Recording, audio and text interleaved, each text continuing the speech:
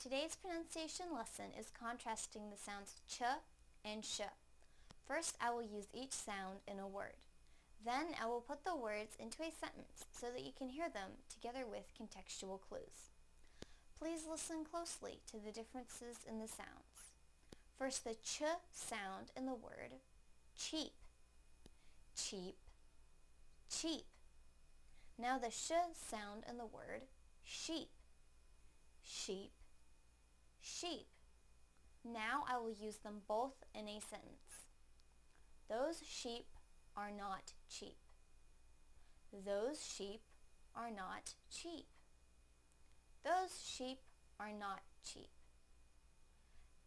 Thank you for watching CartoonEnglish.tv's pronunciation lesson. Come visit our website for free lessons, games, and chat.